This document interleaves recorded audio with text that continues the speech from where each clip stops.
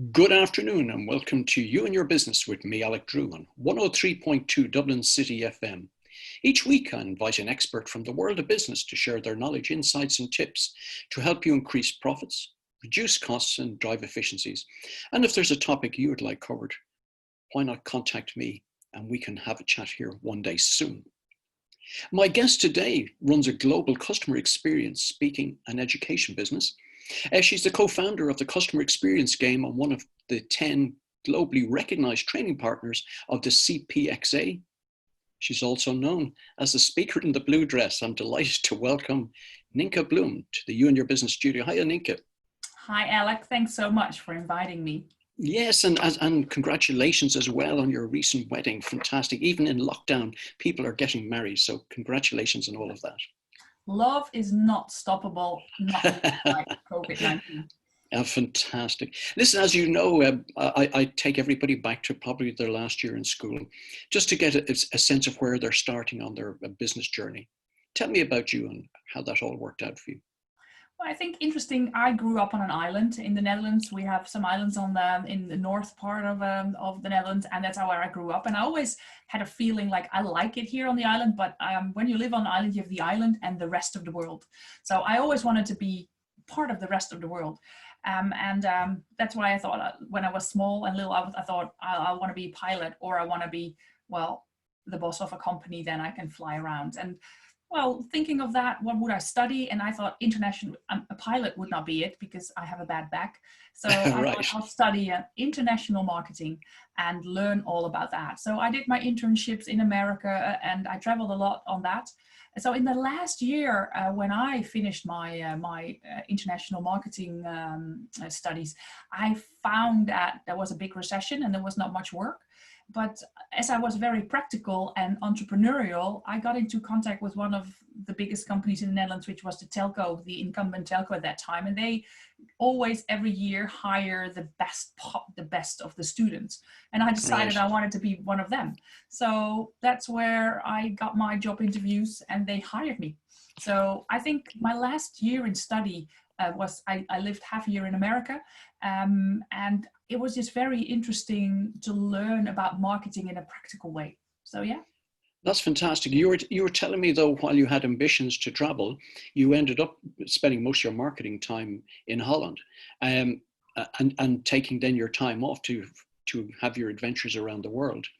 So tell our audience, because again, people have different perceptions about what the Netherlands are like in terms of doing business. Tell me what your experience was there. Well, I think when I finished school, I've worked 20 years in corporates, and I started in marketing and sales. I did a lot of sales, so 9 years of sales. Then I went to operations where I became responsible. Then I was responsible for 100 people in IT in an insurance company. And then I did my MBA. I had a cum laude in MBA in HR topics, and everything together was like customer experience. And looking at the Dutch perspective, a lot of people know Dutch. And interesting enough, one of my best friends, they moved to Ireland. They now live close to the Wicklow Mountains. So that's why I come to Dublin every year to visit them.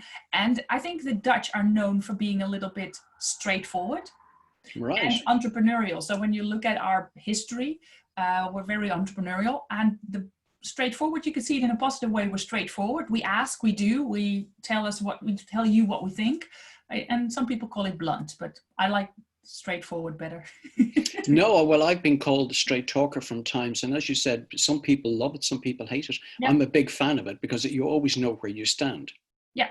And especially, I think as a person, I found that I'm an activist, and being a woman, that is difficult combination, especially when you work for 20 years in corporates, when you look at a diversity perspective, but also customer experience, which is my topic and which I know a lot about, is also you have to be an activist for your customers and your employees, because otherwise things won't change because the internal perspective is too big. So being a Dutch woman and an activist, it really helps when you're a professional speaker, when you do education, because you need to speak out loud, because things won't change. You mentioned something where you have a lot of experience around marketing and sales. And I know from speaking from a lot of business leaders, they seem to perceive the two things as the one.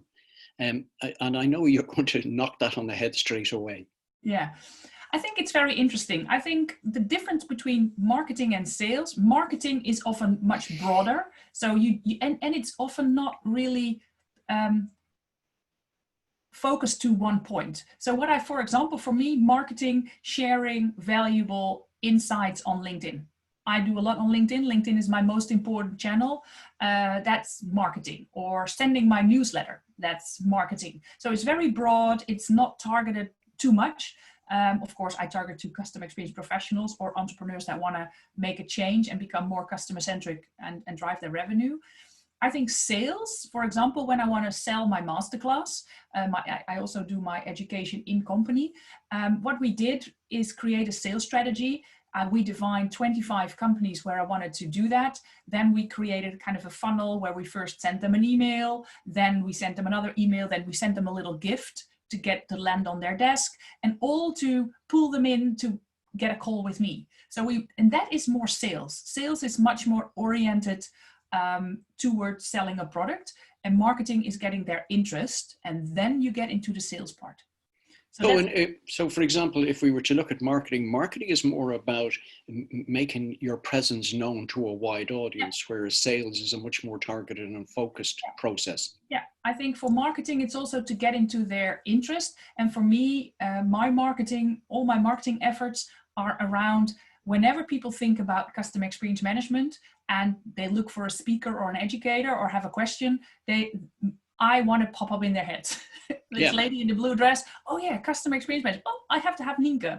And sales is much more, I have a question. Now I'm going to make you an offer, and I can do cold sales. So I'm going to be salesy, but it could also be like last week, a company in Belgium, they reached out because they have a town hall meeting.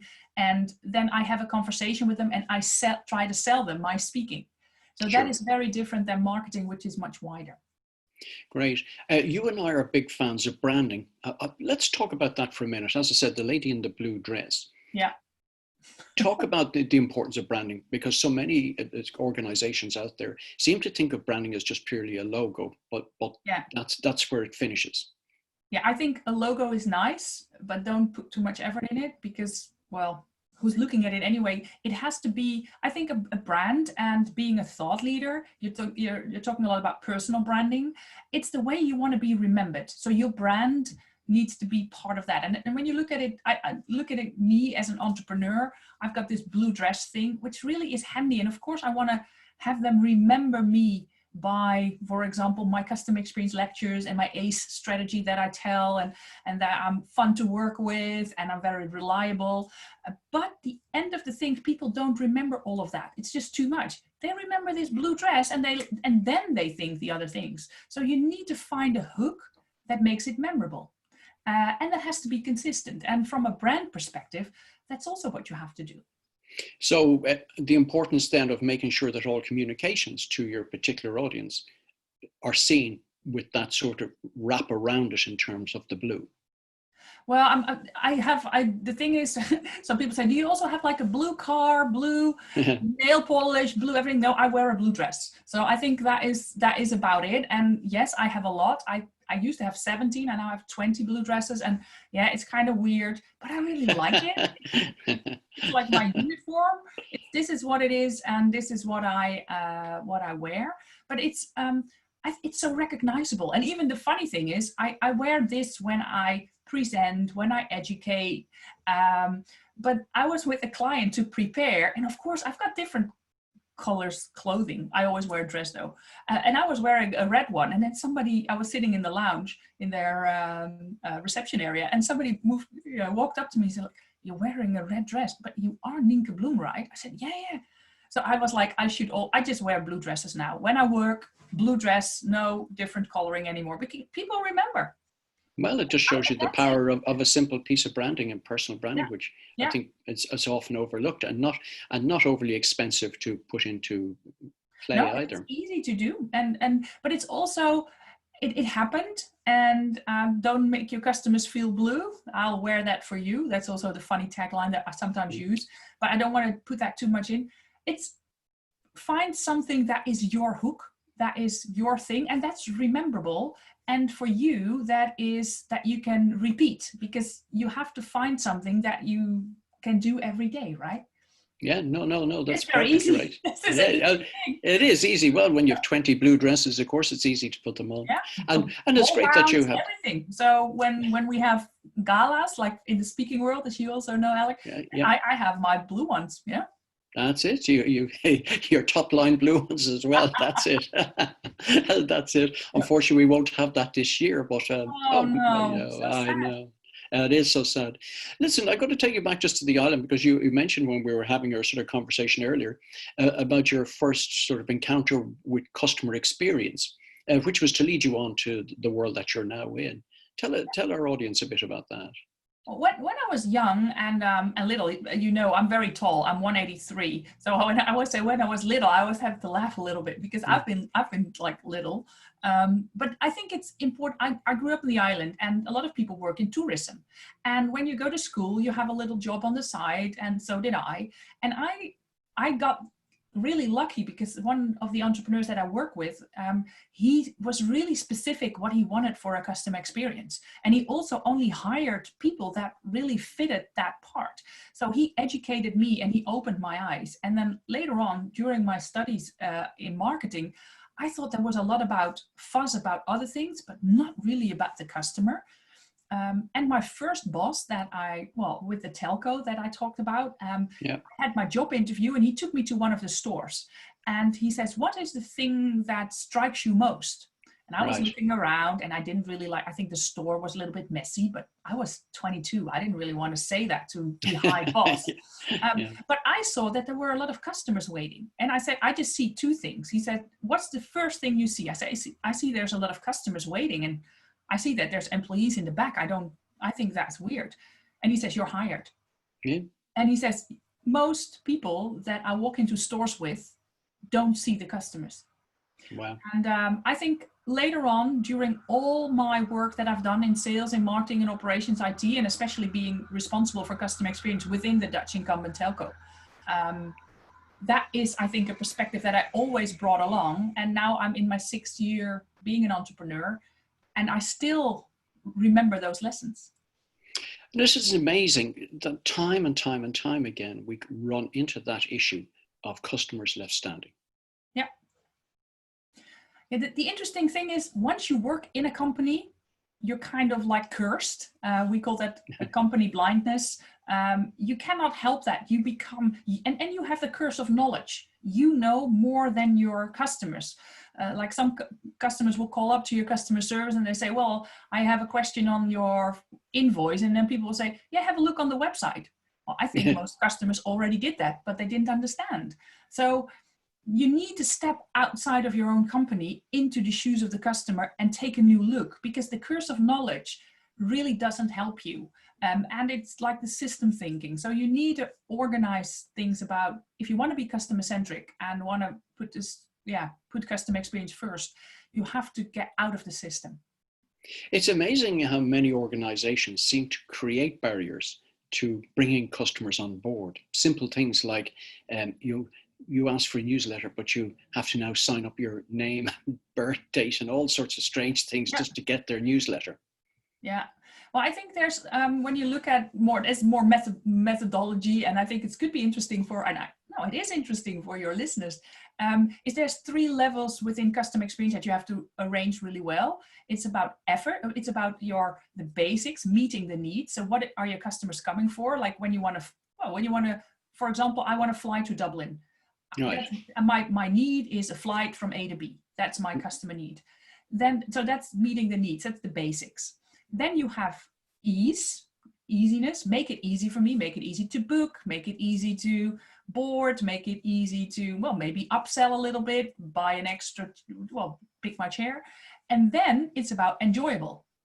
And enjoyable is different for all brands. We talked a little bit about the difference, for example, Aer Lingus and Ryanair, or KLM Ryanair. And like Ryanair, from a branding perspective, enjoyable is not important for them. It's ease, meeting needs, and price. But for Aer Lingus, it's different because they're a different brand. So that's where branding and customer experience come together. So you need to have meeting the needs, ease and enjoyable, and you have to see where in the customer journey can you deliver what.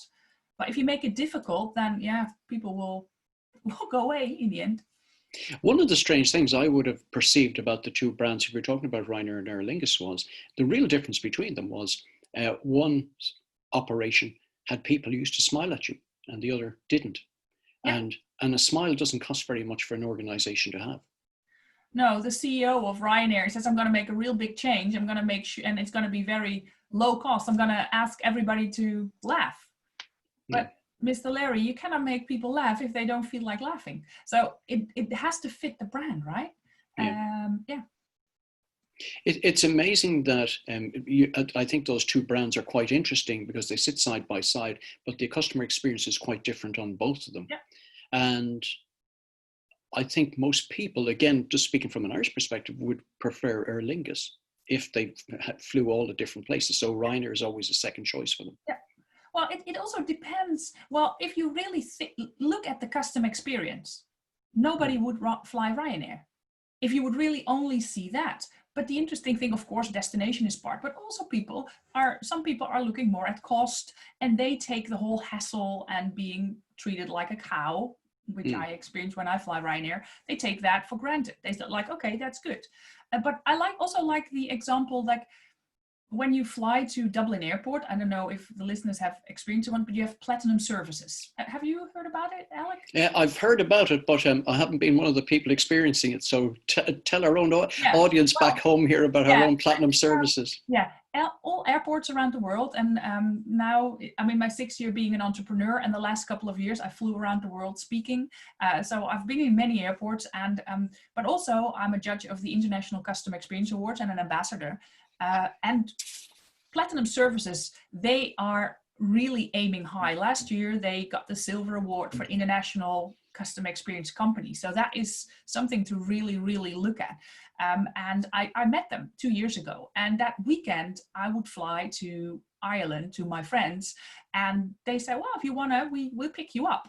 And so I had the first time I had the honor of just going there for free. But what they do is they pick a niche. So their niche is clients that want exclusivity, that want quiet, that want ease. And I don't know exactly what it costs, but I think 250, 300 euro per person. And they pick you up from the plane. So I felt Dutch people don't want to be different. Like Americans, they want to, I want to be first, but I went out of the plane first. Then there was a BMW 7 Series waiting for me down the stairs. I went in, they picked up my luggage. I could just go in. I waited in a lounge area where my daughter also was. She flew in from London at that time. And we had a Guinness, and we had some food, which is all included, by the way. You have your own waiting area.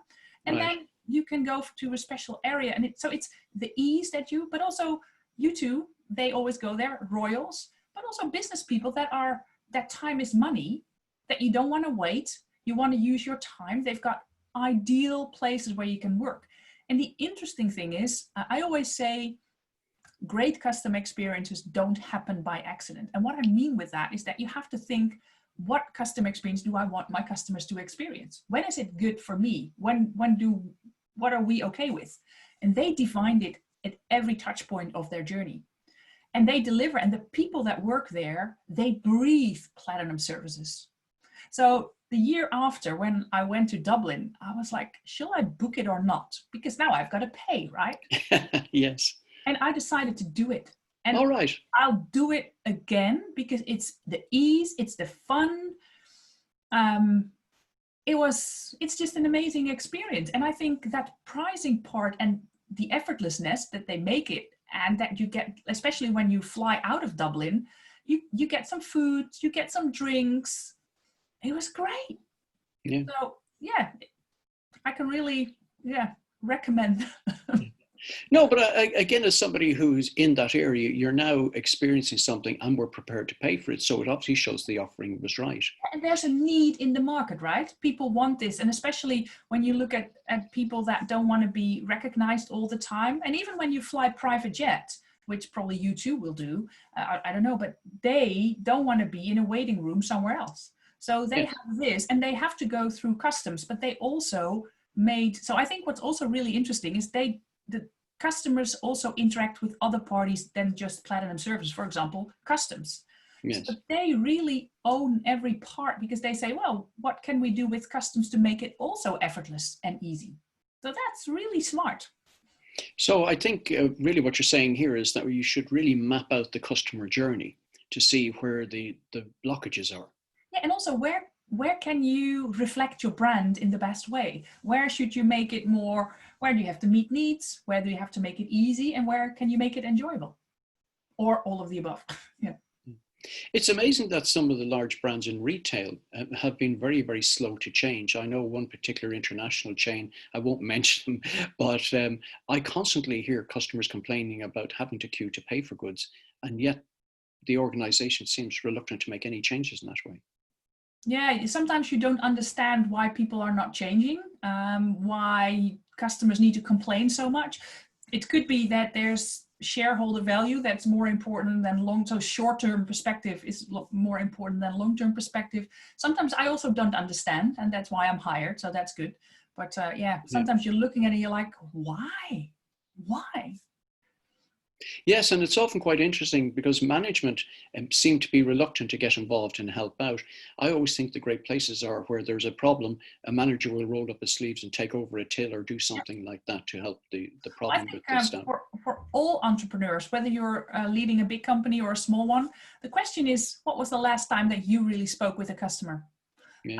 That you just picked up the phone and called somebody up, whether it was due to a complaint or social something, or and that's a big, I think, issue within a lot of companies, is that the customer issues are dealt by customer service or retail outlets, and then there come managers, and managers don't have customer contact, or some do, but most of them don't, and then you become like more the leaders, and the thing is, and that's also a system that needs to change. A lot of leaders, the question is, what do you think that leaders see of customers?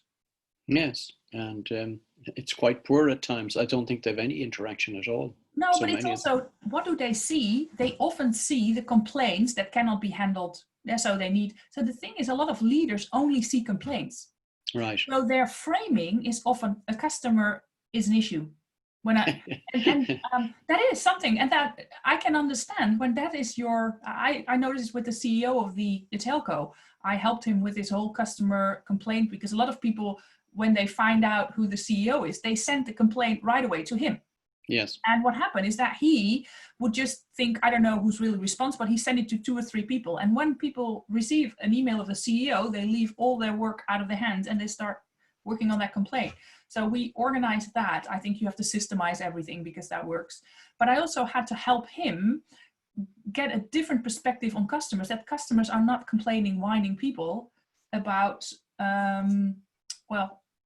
contracts and things that they don't want. No, there's humans behind it, and we have let them down. But there's also happy customers. There's also your super promoters, your customers that are giving you 9s and 10s in reviews. So you have to be out there and be in contact with all of them. Yeah, no, it's very good. In terms of the lockdown, it's presented many, many problems to a lot of organizations. I know somebody like yourself, you've sort of pivoted your business slightly, or you come up with a new strategy. Would you like to share some of that with our own audience out there? Yeah, I'm going to be honest. I was really, this year would be my best year ever. Last year was a very good year, incredible. But this year was going to be brilliant. I was fully booked up till October. And I was flying out to Australia for my assignment over there for the customer experience game. But I also was going to earn my CSP accreditation, my certified speaking professional at the PSA Australia. And I was in Australia when my team, and of course I learned that a lot of my work was being cancelled or shifted to other dates due to COVID. And my husband at that time, well, was not married, so boyfriend, he went skiing in Austria, and I was in Australia, and he came back sick. He came back with COVID. And I was in Australia, and all airports were closing down, and my business was like drying up. So I was I need to go home. And can I go home and all this? So I really was helped very well by KLM. I'm a frequent flyer with them, and they really helped me out. So I could fly back earlier. And when I came home, the first thing I did is really look at the business perspective. What is my revenue for the next couple of months? Are my costs? And I created a new business strategy, not based on growth, but based on survival and being break even. Because I wanted to, where everything in the beginning was like everything was flowing and money was never an issue, I needed to be really strict and have a good look what I was going to do this next half year. Because I thought my perspective in March was like, I don't think I'm going to be speaking or education live before October. So I need a half-year plan. And I created a whole new business strategy about being fit. So I want to be financially stable. I wanted to be interested and interesting. So being interested in my current customers and help them out, but also being interesting on social media and LinkedIn. And the T was for tone my business. I had some, and I still have some work to be done in my processes, a new website, everything. So I thought, well, I want to keep my team. So it was a strategic decision to keep my 2 assistants, but that meant something in my costs. And we were really gonna nail it. And we're now June, right? And the strategy has changed a little bit, not break even, but it's going to be a little bit of growth. So I'm going to make a little bit of profit this year. So that's excellent, good. Excellent. And tell me the mindset behind the strategy. How had you to sort of bend your business around? What were the key decisions you had to make to get yourself into that new strategy mode? Well, I think the most important is being realistic. What's the situation? What do I need monthly as an income? I have a buffer, but I could say I'm gonna just, do nothing and use my buffer, but that's not me. I wanna keep that for just in case things really turn bad. Yes. And I wanted to keep my team because that's valuable for me. We are a team. We have fun together. They're part of my family. And I also believe that there was still opportunity. And as my name is, I'm already there now for the 6th year and people know me.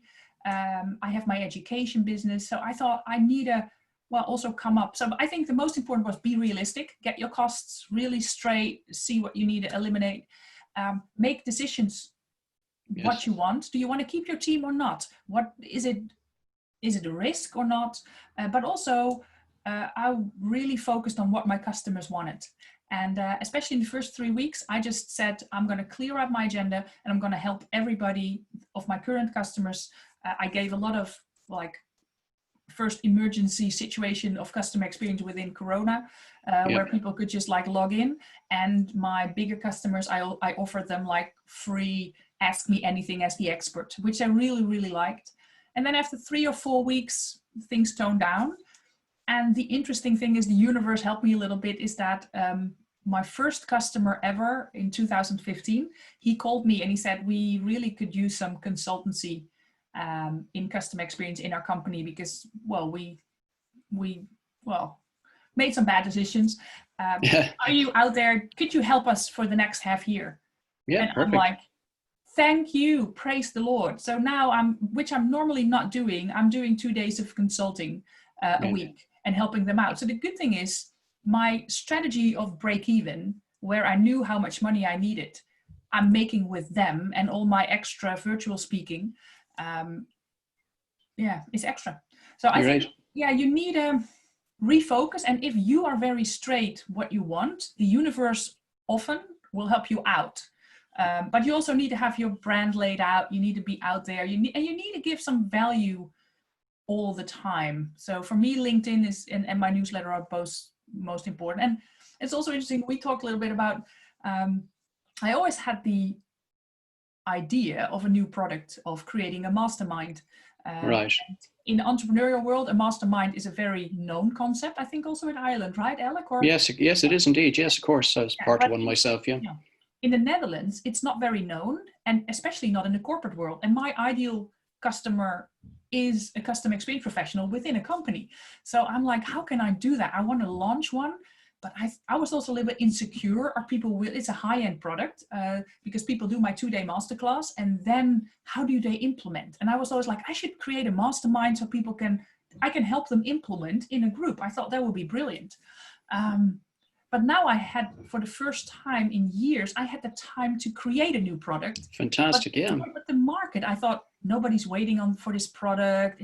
It's too high priced. So I had a lot of self-doubt. But with the team, I ignored the voices, and I just kept working. So I created a mastermind, and we put out a sales plan. I didn't do a lot of marketing. We made a sales plan. We really targeted everybody. And the interesting news is it's going to start next week. It's a high-end price, and I've got 6 participants. I would have been happy with 3. Fantastic. And it's so, there is space also in the market. And I think you have to just keep on, creating and being out there, because the interesting thing is, one of the corporate clients I had, she said, this mastermind concept, can you also do it in company? Yes. Yes. Yes is the answer. I had no clue how, but I said yes. I said, well, let's have a conversation. And I was like total stress in my computer. I'm like, oh, shoot, what should I do? And how do I? So I just listened to her, and I created a new concept, and now we sold it. And I'm going to be honest, it's very high priced, and they said yes. So this one idea, I sold it to 6 individual clients, and we also got a corporate contract. So it's also like, you have to keep on moving. And sometimes, of course, it's difficult, and you're afraid, and you're like a rabbit in the headlights of a car, but that won't help you as an entrepreneur. So for me, being out there, and it's starting next week. I still don't have all materials ready, so I sell before I have it, but it's just go with the flow and be out there, be entrepreneurial. Well, as I can say, we all suffer imposter syndrome, but you have to get over that. And also find what people want and give it to them. Funny enough, business can be that simple. I suppose in the 30 seconds we've got left, have you got a final message to give our audience? And don't forget also to give them your contact details where we might find. Well, contact details, find me on LinkedIn. LinkedIn is you can just reach out, Nienke Bloem, or you can Google me, Speaker in the Blue Dress. You also find me. I think one last tip. Keep moving, even if things are scary. Create new products, be out there, and I think call your customers. I think if that is just be in contact, that is the most important part. Fantastic. What a great way to finish. Thanks very much to our guest, Nienke Bloem, for coming into the You and Your Business studio today. Thanks also to Sam on sound. And don't forget that you can contact the show by emailing yourbusiness@dublincityfm.ie with your comments and suggestions. The podcast of today's show will be available tomorrow. And don't forget to join me again next week, Alec Drew, right here at 103.2 Dublin City FM, 12:30. You and Your Business. See you again. Thank you. That's it. That's it. Now I'm gonna do a different camera because